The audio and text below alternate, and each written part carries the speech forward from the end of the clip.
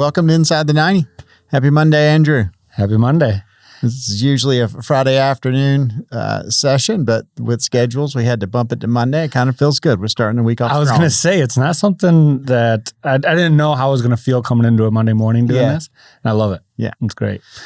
And you had a nice, relaxing weekend? I did. I actually started it off with a full clarity break on Friday and then rolled into the weekend, up into the mountains. This time of year is just beautiful. So when you did your clarity break, did you do the day or did you do half the day? I intend to do the day. Yeah. So I give myself permission to take the whole day to only think about that, whatever the thing is. Mm-hmm. Sometimes I knock it out in an hour or two. Sometimes it takes the afternoon. I went to probably 2:30 or 3 on Friday. That's pretty good. So, yeah. And did you have like one question you were kind of working on? I had 3 things I went in with. Okay. But I really dug in on one. Yeah. So perfect. It was great. Yeah. But so today what we're going to do is we plan our sessions and we text back and forth. And one of the things that came up is what we recommend for anyone producing content. I think this came into a conversation with you is where do you start? And the best place to start is what are the most common questions or objections that you get? Yeah. And you said the most common question for you is? The teams that use EOS, the ones that fail or don't stick with it, why is that? So why is it that people don't get the traction they're desiring? Exactly right. And then for some context, like I think this is going to be a little bit more me asking you because, I've been a part of 3 leadership teams running on EOS, but I have not had near the clients or sessions, experience that you have. So how many clients have you worked with formally? It's probably close to about 50 teams 50 or different so. teams. Yeah, 50 different teams. And that equates, I think it's between 250 and 300 sessions, somewhere in there right now. Mm-hmm. So with that, you've got some quantitative inputs. Yes, right? yes. There's enough data here to say, hey, here's the common points and struggles that you see. And as we talk, I have my kind of thoughts, which are limited to my experience of just 3 or kind of 2.5 instances. But you kind of bucketed yours into 3 primary things that you see, correct? Exactly right. What are those 3 things that you see? So, and we can dive into all 3 of these, but the 3 is that one is that so I'm going to take it from the side of like why it fails, right? Yeah. So one is that we don't understand what it means to be both healthy and smart as a team, as an organization, not just as a leadership team, but everybody in the company. Yeah. The second thing is that we don't use the tools to answer our issues, to answer our problems. And then third is that we don't run on one operating system in the organization. Yeah, so I think like that healthy and smart to me is when I hear that and when I feel like I've seen healthy and smart work, I think it's anchored in the abundance mentality. It's that idea that like, hey, I'm there's enough of this for everybody. There's curiosity. But what do you see when that healthy and smart isn't there? Yeah. So when it's not there, it looks like a team that is individuals are protective of their discipline, their role. They really highlight work-life balance and like want to protect those things. They don't put big issues on the table for discussion.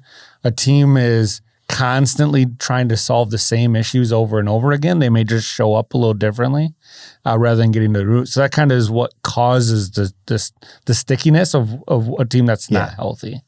And then just to define that, smart and healthy, we have to be both. Smart is like how we do things, what our processes are and our offerings, what's our structure, building out those structure. Where healthy is, are we open and honest as a team? Yeah. Are we cohesive? Do we fight for alignment? Do we root out complexities? Right? Yeah, definitely. I think that's I was leaning into the healthy thing as an individual mindset. Yeah. But the smart is using the tools, following the process. Yes. Yeah. Yes. So why that one is number one, right? In the 3 is because it like without that, all of the work that you're going to be doing in EOS, if you're not getting to the root cause of the issues, you're going to be really good at solving symptoms, but not actually solving them to go away forever. And so we have to be comfortable being uncomfortable as a team. And it starts with the basis of vulnerability-based trust, that we throw issues out on the table, even if we don't fully understand them ourselves. And we are comfortable in that side of being healthy.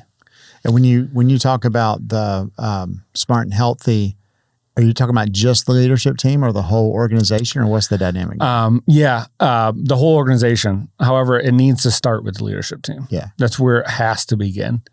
And if we can get that team into a spot where everybody is fighting for health, and is really understanding that, and then will everybody else as well. So when we talk about that likelihood of, not necessarily likelihood, because I do believe if you follow the process, you're going to find vision, traction, and healthy. Yes. But percentages. So of 50 plus companies, what percentage of the time do you see an organization that struggles to get traction? It's a process, not an event. So there's like this sliding scale too, is what I'd say. But I can almost bring every single team that has struggled or stopped or chased another system that may be better for their specific industry, their specifics, a breakdown in this. It's because they're not able to bring that honesty to the table and just work through those things together. But I would say out of the teams I've worked with, maybe 10% have gone through the process and they haven't been able to get over this hurdle in some way. And looking at that, you got right people, right seat, right? So when you think about the first part is establishing what those core values are, do you see in any way a tie between success and failure to a commitment commitment to core values themselves? Well, I think the commitment to the core values is the intention of everybody. Yeah. I think that's not an issue. Okay. I think people truly want to commit to the core values. I think it's in the ability to call it out and hold each other accountable when it's not being done. Okay. And that's the healthy side of things. Yeah. So the candor side. I think Yes. that's, Adam Landrum always says, I expect you to be honest. When you say hey, I want to be honest with you, I assume you're always honest with me. Right. I want to be candid with you. Right. 100%. And there's something I always do with teams. It's this executive skill of brevity.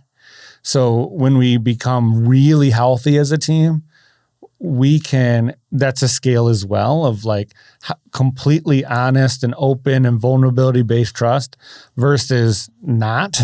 That's a scale. Yeah. And courage is the tipping point.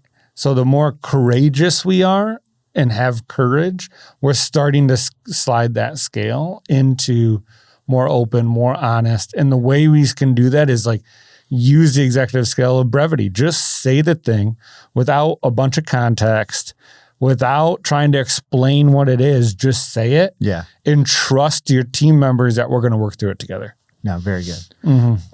So if the first one is smart and healthy, let's dig into number 2 now, which is not leaning into the system, correct?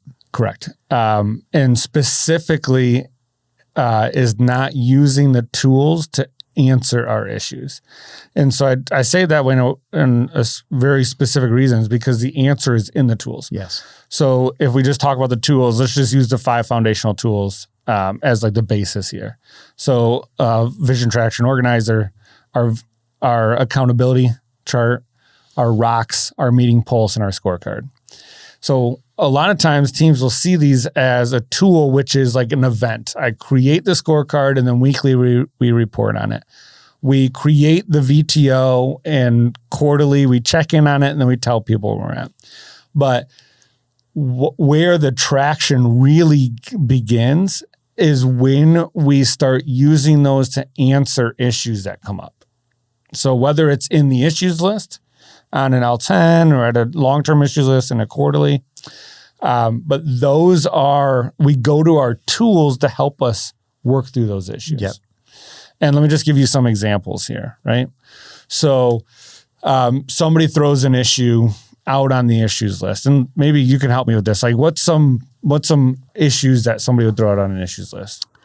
Oh, you're putting me on the spot. I know. So I think a process issue, like, hey, I'm not getting from this team what I need to do my job well. Perfect. So if we think about our foundational tools, right?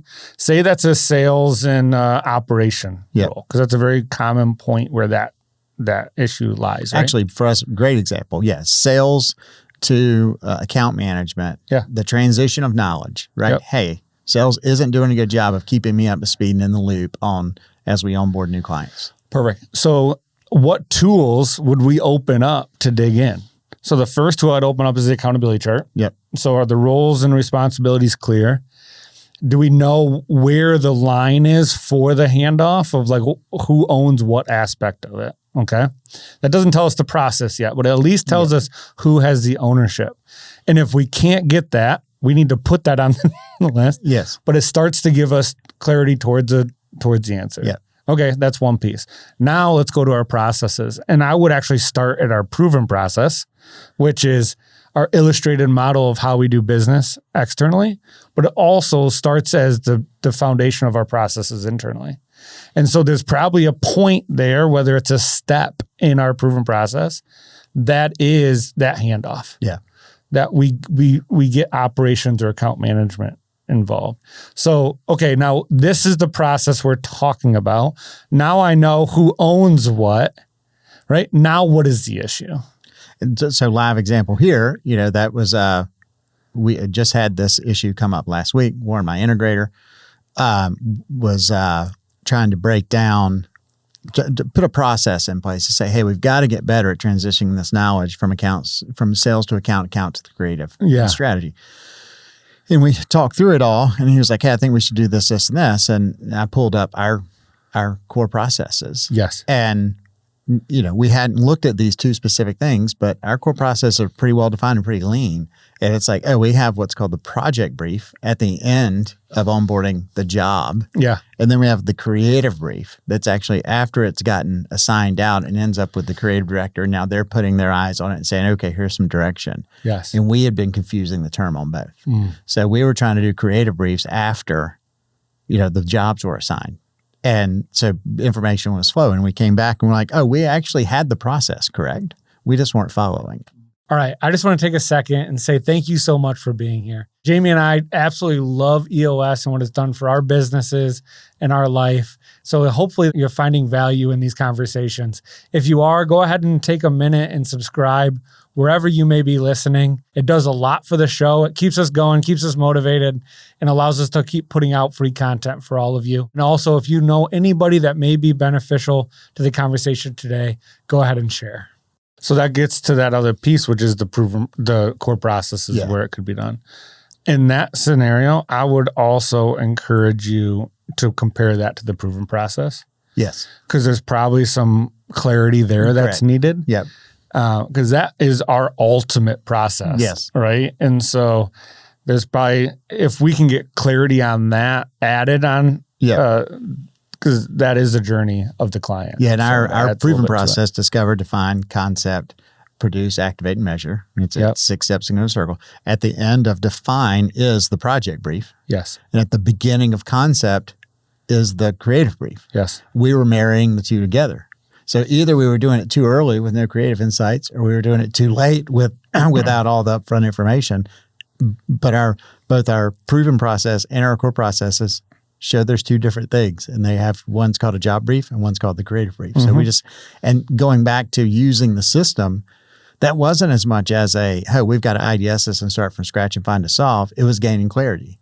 So we just had to throw the issue on the list and look through it and be like, now we're clear. We actually had the right things. We just hadn't, we haven't said it 7 times. We haven't got everybody on board to know exactly where those things are going to happen. And if you think about it, that is using the tools to answer the issue. Yeah. Now, if it wasn't on there, that's okay too. Correct. Yeah. Let's just do the exercise to get it on there. Yeah. Where does it belong? And that's an example of how we use the tools. Yeah. Other examples are issues that come up in an L10, and the the solution or the solve can we just start tracking that? Well, that's a great scorecard item. So like, where is the breakdown in the scorecard? Maybe we're not tracking that and we should be, and that's a weekly measurable or a weekly activity we should be looking at. There's misalignment on priorities. Let's go to the VTO and say, what are our company rocks right now? Those are our guiding light for the next 90 days. What's our annual goals? That's going to tell us where those priorities need to be for the next year. Yeah. So what happens with teams that aren't getting traction is they use these tools as, I've done it and it sits there, and now let's go solve our issues as they come up, because we have this thing called the issues list and this issues solving track and IDS. So they just think that that's its own thing, but truly it's the way we work through that. Typically our issue to solve lies in the tools that we already have in place. Yeah, I remember, I guess about 2 months ago, we were having an issue internally. It was pretty big. It was a leadership conversation, and Andrew was our implementer. So I remember we had a lot of conversations internally with my integrator, and going back and forth, got to a solve. Then I called you, and you said, "Go back to the process." You pointed us back, and you said, "Use the tools." Just so happened that was a Thursday night. I think Friday we were having our same page meeting, which Warren and I do once a month. And we literally did that. Yeah. We went step by step through the tools to figure out where the issue was. And it took some time, it probably took us an hour and a half or 2 hours, but it really got us the clarity that we needed, to make a good decision. Yes. But so I appreciate you forcing me back to the tools.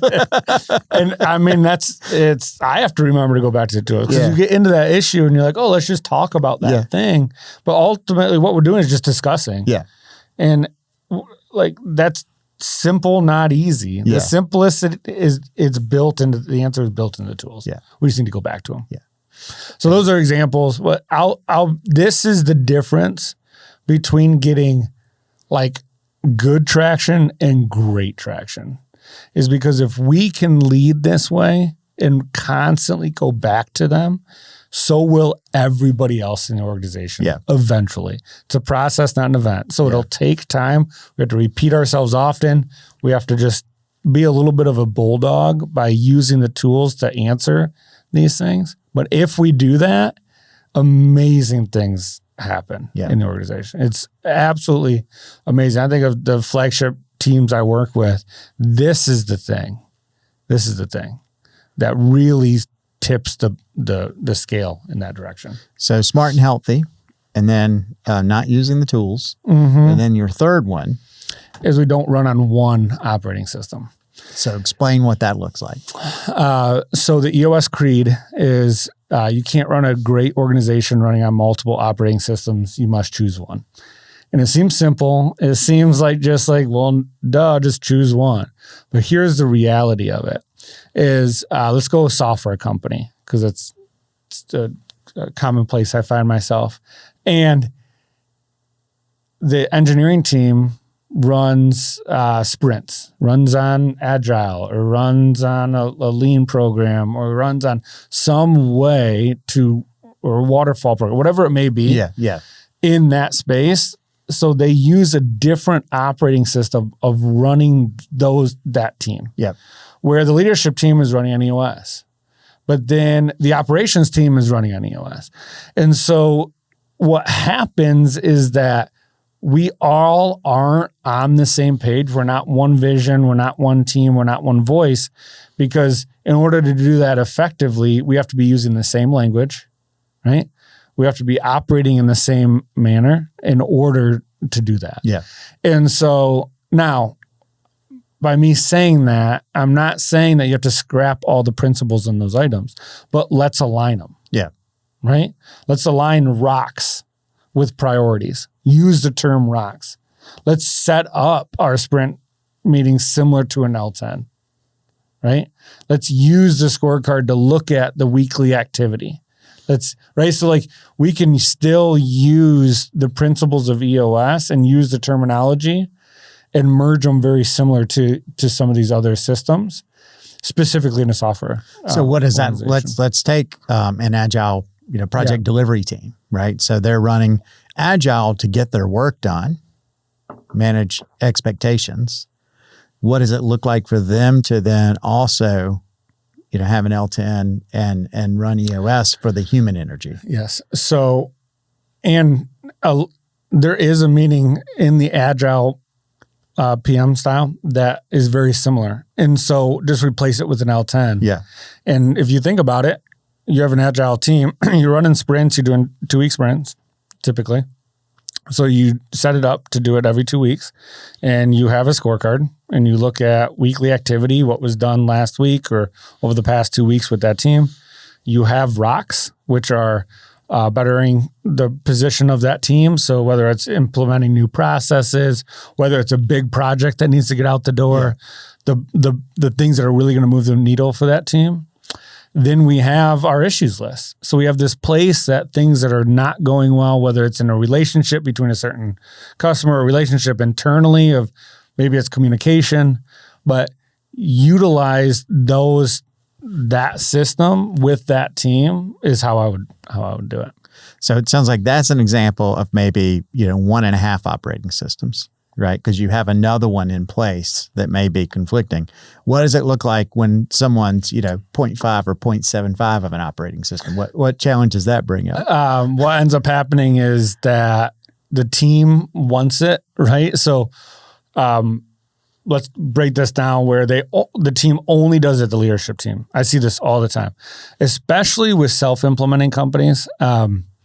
Not that self-implementing is wrong. I don't want to say that because there's teams that do it really, really well. But a common challenge for self-implementing teams is they don't know how to get it past the leadership team. So the leadership team is working on rocks and scorecards and have level 10s and do these quarterly things, but the rest of the organization's has no idea any of it. So it's very prescriptive down. Yep. It turns into almost it becomes weaponized, and it's then when they try, it's I'm going to put a scorecard in place. Yeah. And it's it feels like we're coming down, we're hammering it down. And so that's where the 0.5 comes in, is that there's this disconnect. What happens? There's a disconnect from the leadership team and the ground of what's actually happening. And when that disconnect happens, then your culture is going to struggle. So, and that's what will happen is they'll operate for a little while. It works. They love it. But then all of a sudden you start to see that disconnect. And it's how do we really get this thing going? And the only really way is to get that operating system's got to be for everybody. Yeah. Everybody has a place to raise issues. Everybody's got a number. Everybody's working on rocks, right?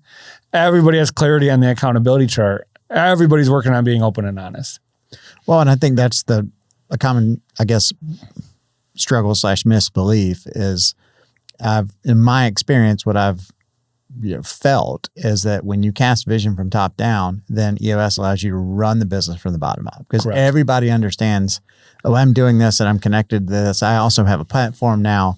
There's accountability in place. Those things are all what people desire. Yeah. But I think at times you hear I spend a good amount of time in the subreddits. Yeah. And there's a lot, it's very common, to see someone saying, my company's doing this thing. What is it? Yes. All I know is I've been given these rocks. Correct. Right. And so, or people, say when they don't have the visibility to the whole, then they just see the parts and they can't connect the dots. So I think that's the most common thing that I read from other people online is that I'm an employee. I don't really get this type of thing. 100%. Because that's what happens is we have it at the leadership team, and then the team, we just don't know how to break it down. Yeah.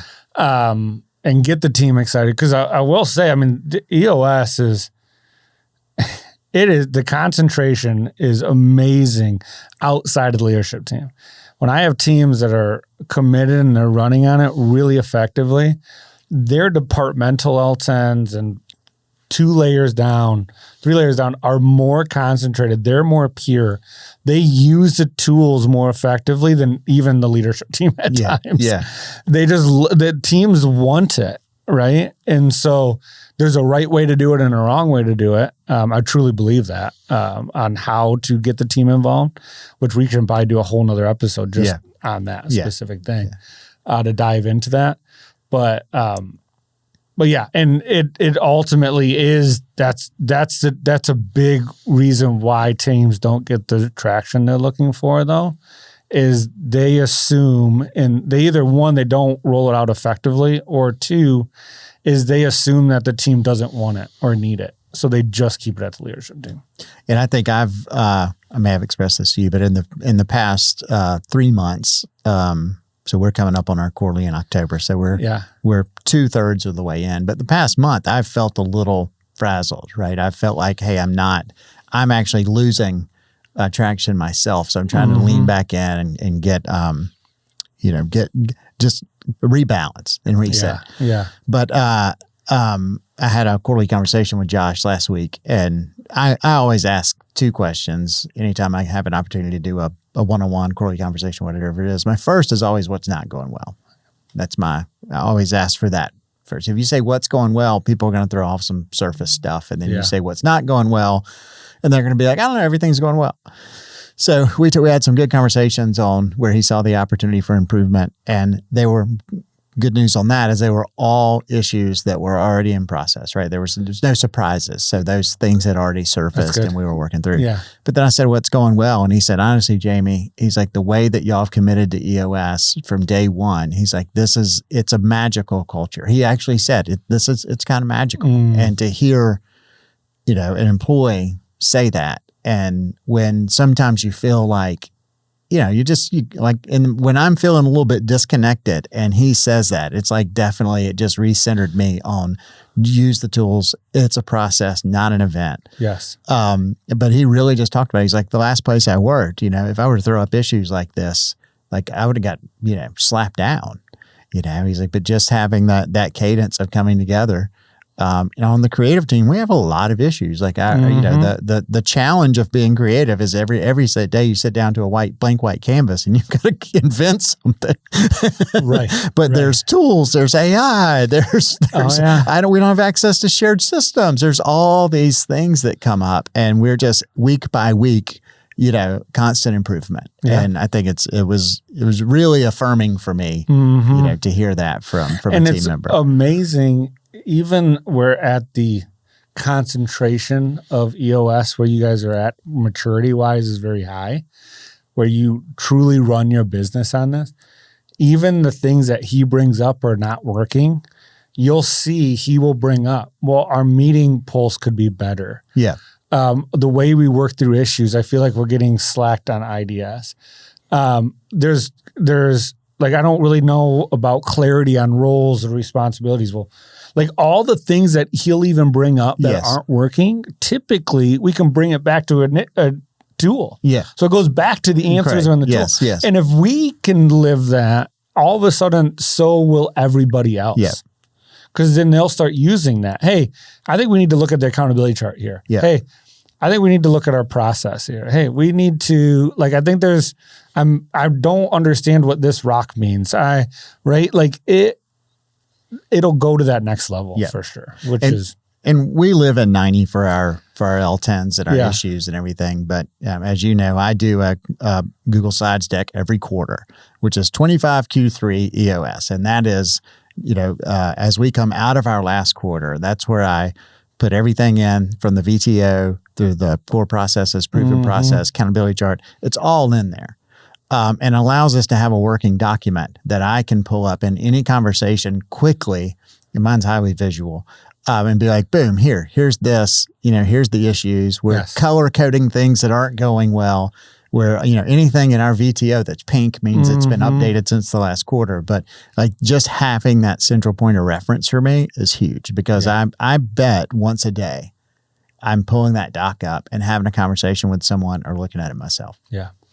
Yeah, I often find myself in sessions with teams, and we'll be in the IDS portion. So we have an issue on the list and we're trying to work through that issue, right?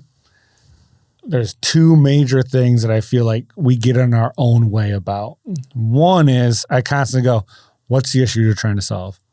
Okay, that's great. But what's the issue we're trying to solve? Yeah. Okay, that's great.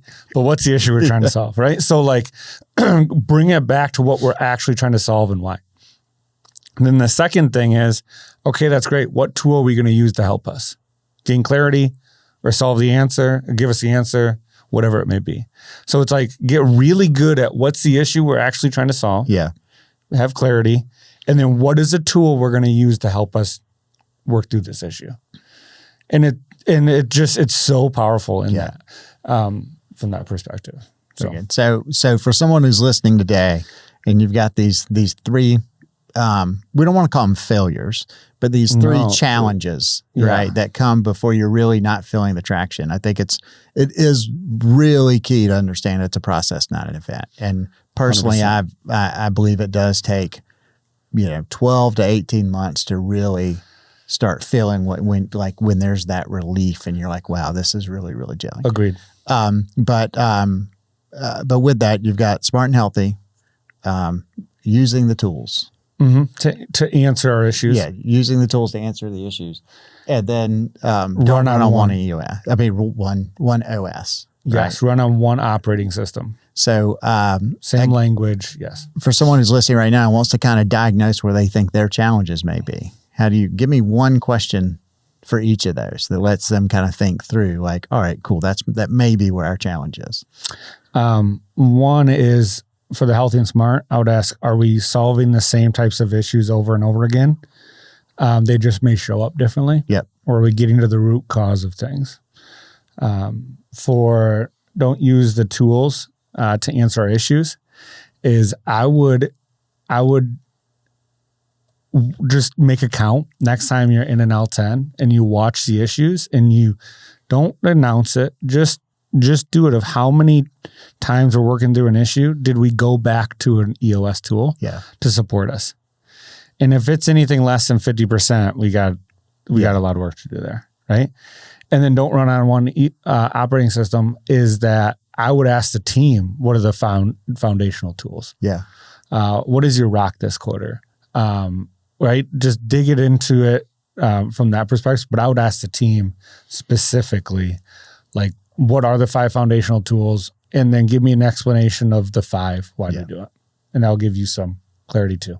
Very good. Well, this has been a good conversation. One thing I want to circle back to is also if you are struggling in any way, like dive into the podcast. We're talking into this stuff, multiple times a month. So we've got an episode coming out every 2 weeks. And we really are trying to dig into these topics and give anyone who's self-implementing or implementing really just a really good in-depth perspective and overview so that they can, find traction and be healthy. Yeah. And I think just to wrap this whole thing up, for me is the process, not an event thing. It's a lifelong commitment for the organization of an operating system. It's called an operating system because it's how we operate. It's not we put this in place and now it's good to go. Yeah. Like these are what we're constantly using to pull levers and to help us work through things. And sometimes things will get really strong and then we take our eye off it and we focus somewhere else. We got to go back to that tool. And so just commit to it. This is where the work is. Yeah. Is digging in. Awesome. Well, great insights, Andrew. All right, brother. Thank you. Have a good week. All right. See y'all.